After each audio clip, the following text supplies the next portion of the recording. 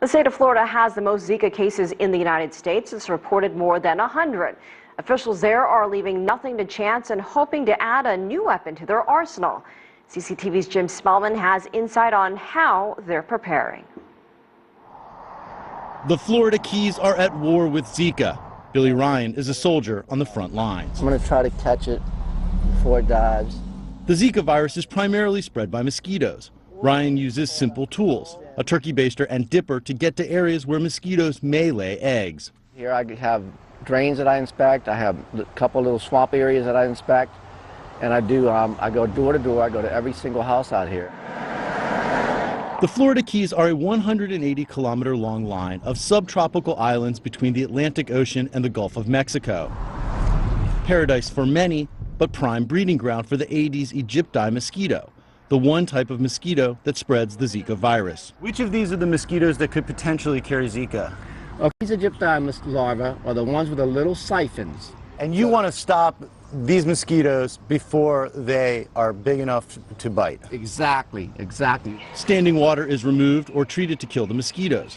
The neighborhood is clear for now, but soon more rain will come and Billy Ryan will start his rounds again. That'll take care of that. Fighting mosquitoes has long been a priority in the Florida Keys. Zika has added a new urgency. Michael Doyle heads the Florida Keys Mosquito Control District.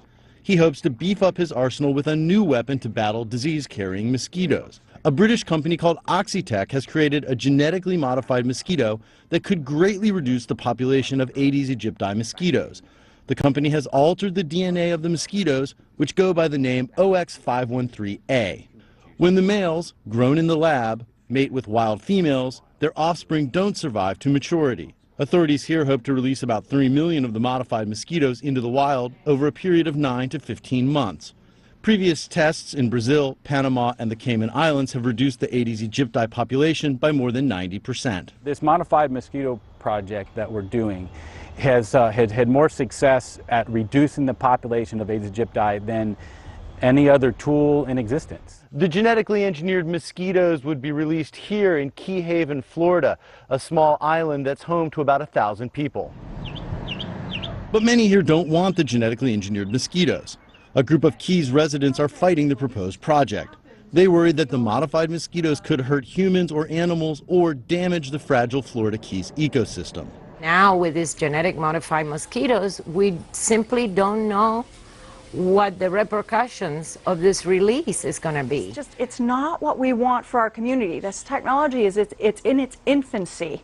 The science isn't there yet. But Oxitec says its testing shows the mosquitoes are safe. The U.S. Food and Drug Administration has released a preliminary finding showing the mosquitoes pose no significant risk. The agency is accepting public comment before giving approval. If the GM mosquitoes were used over the many islands and the population of mosquitoes got down to close to zero, then there'd be almost no chance of spreading of Zika or any other disease. Residents in Key Haven will hold a non-binding vote on the subject in August. Authorities hope to begin releasing the genetically modified mosquitoes soon after. That was Jim Spellman reporting as part of an Insight segment that airs during the week in our hour-long edition of the News Desk. That's at 9 p.m. Eastern in the U.S., 9 a.m. in Beijing, and 0100 GMT.